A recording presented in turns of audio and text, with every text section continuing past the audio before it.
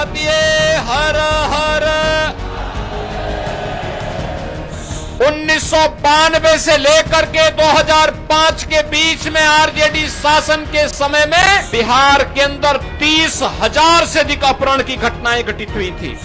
हम लोग जब उन घटनाओं को देखते थे तो खून खौलता था कि एनडीए की सरकार आती तो इनको ठिकाना लगाते इन माफिया और इन गुंडों को। 6 बजे के बाद 1992 से लेकर के 2005 में बिहार के अंदर कर्फ्यू जैसा माहौल हो जाता था। 6 नवंबर को होने वाले चुनाव में रंजन कुमार को भारी बहुमत से विजयी बना करके भेजना है। दोनों हाथ करके रंजन कुमार को विजयी बनाएंगे। बटेंगे तो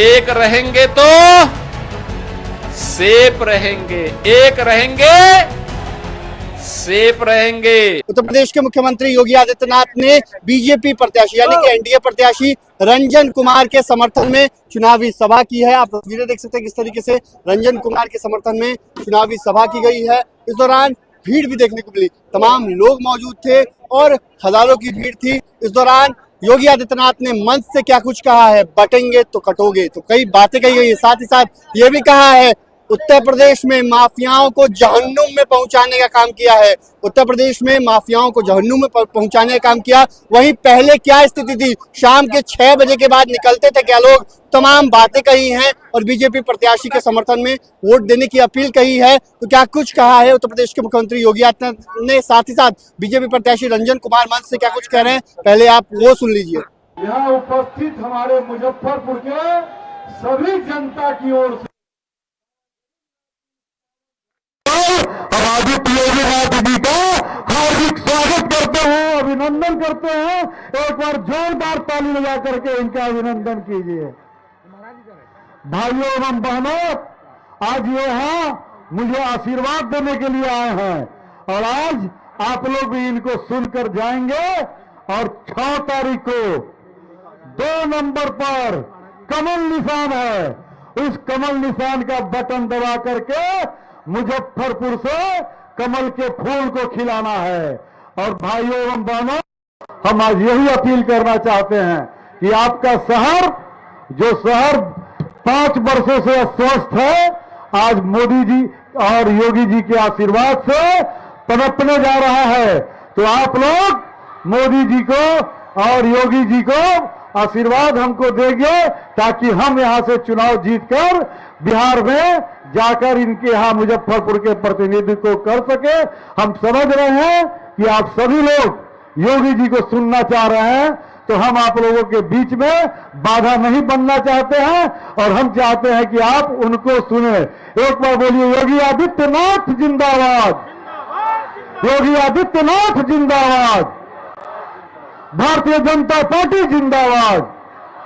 बहुत बहुत धन्यवाद। 2005 के बीच में यही वह बिहार है जिस बिहार में जाति के आधार पर समाज को बांटने का जो गंदा खेल हुआ था, उस जातीय विभाजन ने किस तरीके से पूरे बिहार के अंदर जातीय संघर्षों को और नरसंहार को अंजाम दिया था।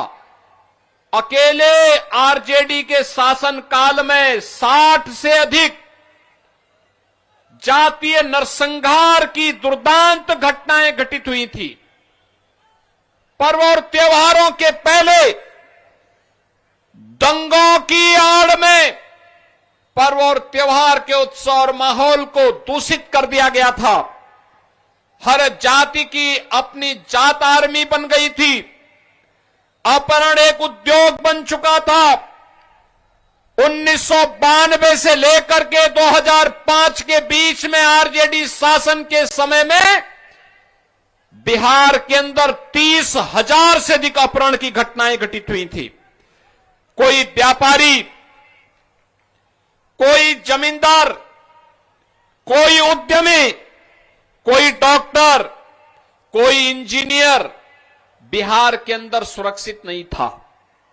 और गोलू अपहरण कांड कैसे बच्चे भी सुरक्षित नहीं थे, यह भी आज हम सबको वे घटनाएं स्मरण हो आती हैं, क्योंकि मुजफ्फरनगर गोरखपुर से दूर नहीं है, उत्तर प्रदेश से दूर नहीं है। यहां के लोगों का मुख्य बाजार या तो मुजफ्फरपुर है या फिर गोरखपुर।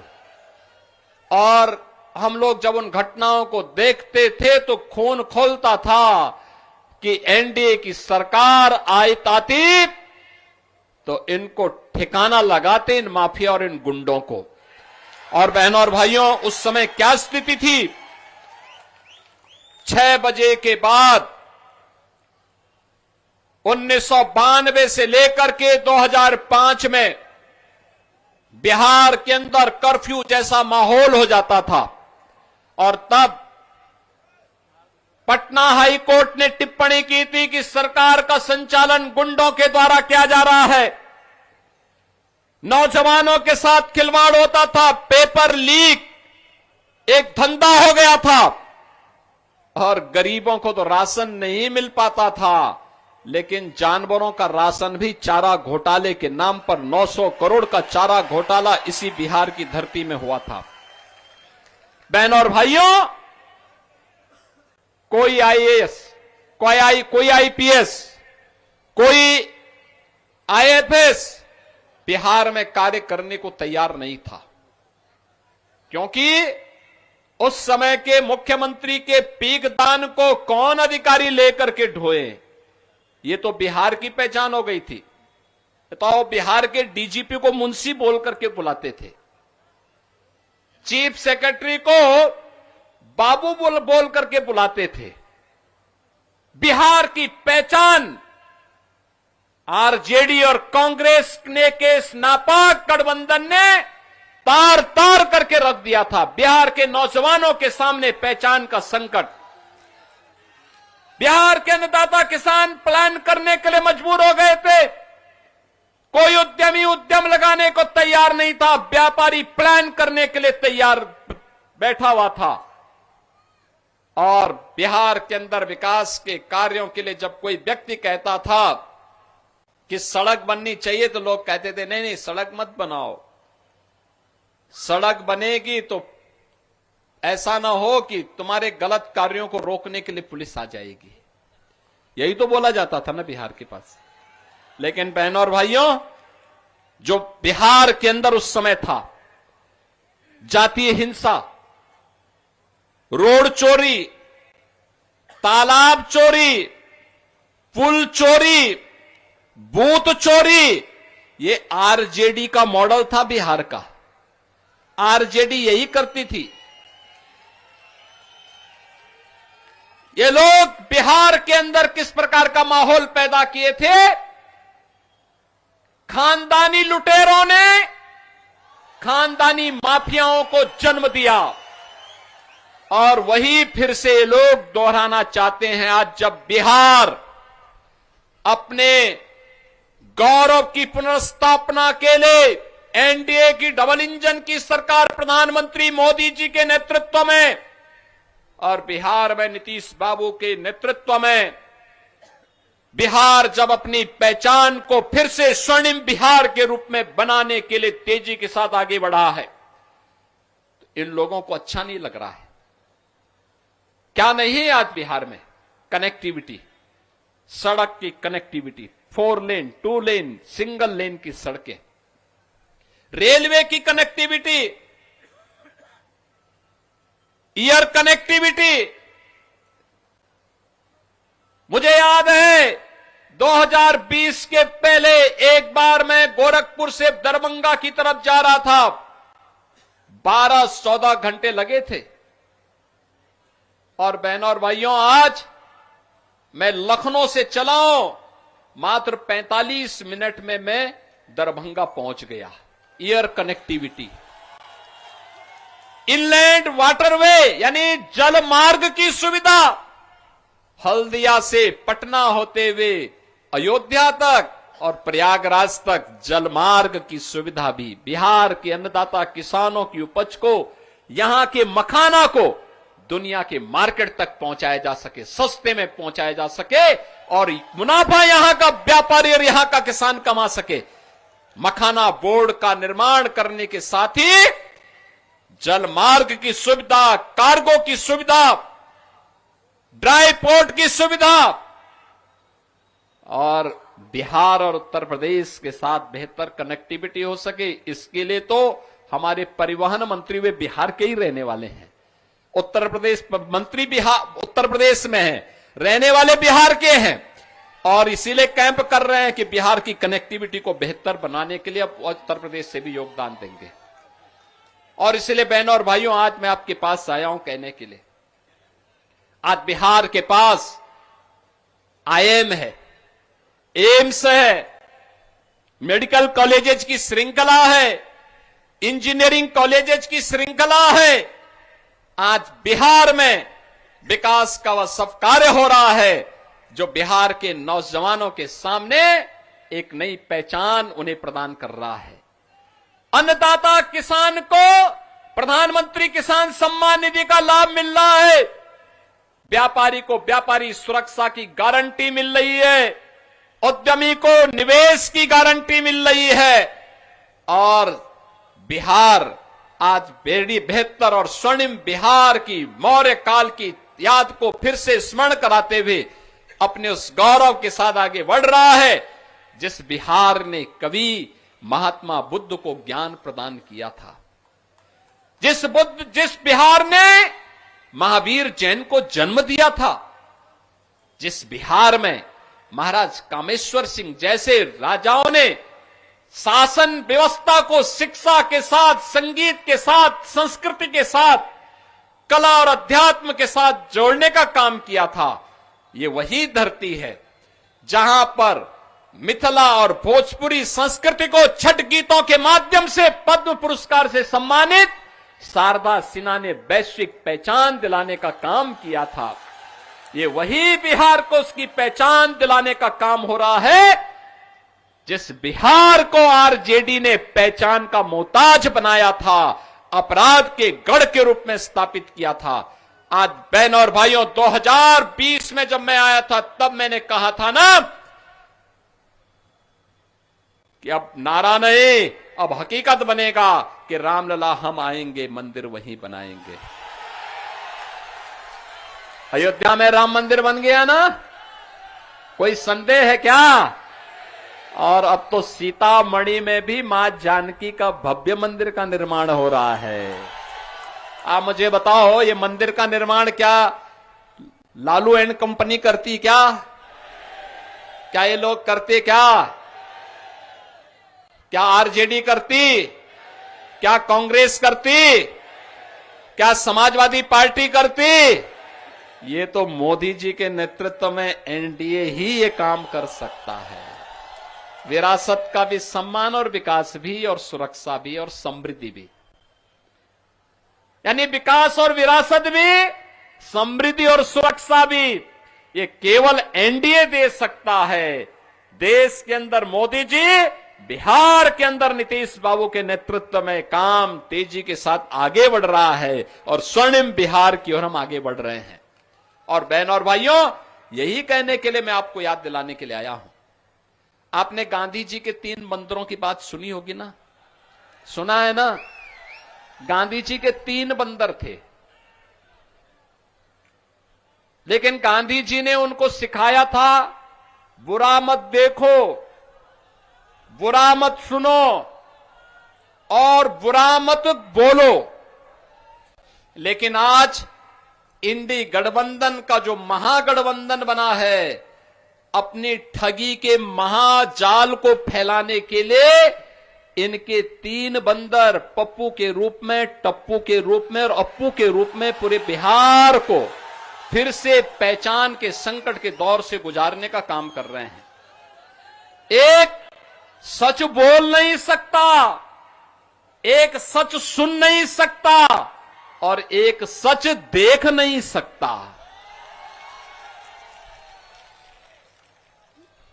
यानी इन लोगों की एक परंपरा बन गई है कैसे भारत को अपमानित किया जाए, कैसे भारत की पहचान सनातन को अपमानित किया जाए, कैसे दंगों की बाढ़ में फिर से बिहार को, यूपी को झोंका जाए।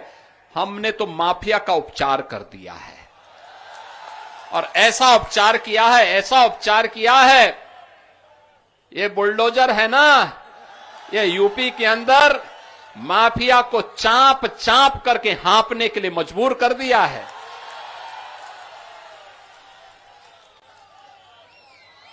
माफिया अब वहां पे जहन्नुम की यात्रा में जा चुका है। आप यूपी में अपहरण नहीं होता, यूपी में अब अपराध भी नहीं है और दंगा भी नहीं है, यूपी में अब सब चंगा है। और उसी चंगा के लिए आज आपका आह्वान करने के लिए आए हैं कि एनडीए ही बिहार को स्वर्णिम बिहार बना करके चंगा करने का काम करेगी। लेकिन इसके लिए बिहार में एनडीए की सरकार चाहिए। एनडीए के लिए मुजफ्फरपुर से रंजन कुमार चाहिए। सहमत है ना? सहमत है ना? सब लोग सहमत है ना? देखो, बीजेपी का मतलब, एनडीए का मतलब, जहां पे विरासत की भी पहचान हो, मां जानकी का मंदिर बनेगा, भगवान बुद्ध की विरासत को आगे बढ़ाने का काम होगा, भगवान महावीर की विरासत को आगे बढ़ाने का काम होगा, विद्यापति की धरती को फिर से एक नई पहचान दिलाई जाएगी, महाराज कामेश्वर सिंह की परंपरा को फिर से उन्नत किया जाएगा और शारदा सिन्हा की मिथिला और भोजपुरी की संस्कृति को फिर से वैश्विक पहचान दिलाने के लिए आज मोदी जी के नेतृत्व में जो काम प्रारंभ हुआ है उसको भी सम्मान दिलाया जाएगा। मखाना बोर्ड बना करके उद्यमी को, व्यापारी को सम्मान करवाया जाएगा, अनेक युवाओं को कार्य करने का अवसर प्राप्त होगा। आज बिहार में नौकरी भी है, रोजगार भी है, किसान को सम्मान है, सुरक्षा भी है। आज उद्यमी बिहार के अंदर निवेश करने के लिए इच्छुक है, आना चाहता है, इमर्जिंग टेक्नोलॉजी को लेकर के आना चाहता है। लेकिन इसके लिए बिहार के नौजवानों को फिर से अंगड़ाई लेनी होगी। बड़ा प्रतिभाशाली है हमारा बिहार का नौजवान, जहां जाता है अपनी प्रतिभा का छाप छोड़ता है, अपनी प्रतिभा का छाप छोड़ता है। दुनिया के अंदर जहां कहीं गया, प्रशासन में, पुलिस में, व्यवस्था के किसी टेक्नोक्रेट के रूप में, किसी भी अन्य रूप में, अपनी पहचान से पूरे क्षेत्र को, हर नागरिक को अभिभूत करता है। और बहनों और भाइयों, ये आरजेडी, ये कांग्रेस, इनके जितने सहयोगी हैं, ये तो बिहार के विकास के ग्रहण है, ग्रहण। इनको आने नहीं देना है, हरगिज आने नहीं देना है। ये लोग जाति के नाम पर फिर से लड़ाएंगे, माफियाज को यहां पे प्रश्रय देंगे, उन्हें अपना शागिर्द बनाएंगे। लेकिन हमें बंटना नहीं है। बटेंगे तो एक रहेंगे तो सेफ रहेंगे, एक रहेंगे सेफ रहेंगे। और यह कार्य केवल एनडीए कर सकता है। और इसलिए बहनों और भाइयों, 6 नवंबर को होने वाले चुनाव में रंजन कुमार को भारी बहुमत से विजयी बना करके भेजना है। बना के भेजेंगे, आशीर्वाद मिलेगा। दोनों हाथ उठा करके थोड़ा बोलिए, दोनों हाथ उठा करके, दोनों हाथ, जहां तक मेरी आवाज जा रही है, दोनों हाथ उठा करके रंजन कुमार को विजयी बनाएंगे। लेकिन ये तभी होगा जब आज से लेकर के 6 नवंबर तक घर घर जाकर के एक एक मतदाता को मतदान करने के लिए आप लेकर के जाएंगे और कमल चुनाव चिन्ह पर भारी बहुमत से विजयी बनाने में योगदान देंगे ना? सहमत हैं? तो मेरे साथ बोलेंगे भारत माता की पतिये हर हर। तो आपने सुना कि क्या कुछ कहा है उत्तर प्रदेश के मुख्यमंत्री योगी आदित्यनाथ ने। मंच से कई बड़ी बातें कही हैं। अब देखना होगा योगी आदित्यनाथ की मुजफ्फरपुर की जनसभा से कितना असर पड़ता है। आपको बता दें कि योगी आदित्यनाथ आज कई जगहों पर सभाएं कर रहे हैं, तो ऐसे में मुजफ्फरपुर की सभा कितना असर डालती है, क्योंकि मुजफ्फरपुर शहरी क्षेत्र में कांग्रेस के विधायक है विजेंद्र चौधरी और महागठबंधन का वोट बैंक क्या है आपको पता है। ऐसे में उत्तर प्रदेश के मुख्यमंत्री योगी आदित्यनाथ की सभा से कितना असर पड़ेगा और क्या माहौल बनेगा, ये तो वक्त बताएगा। 14 नवंबर को जब नतीजे आएंगे तभी पता चलेगा कि कितना असर पड़ा। बने रहिए लाइव सिटीज के साथ।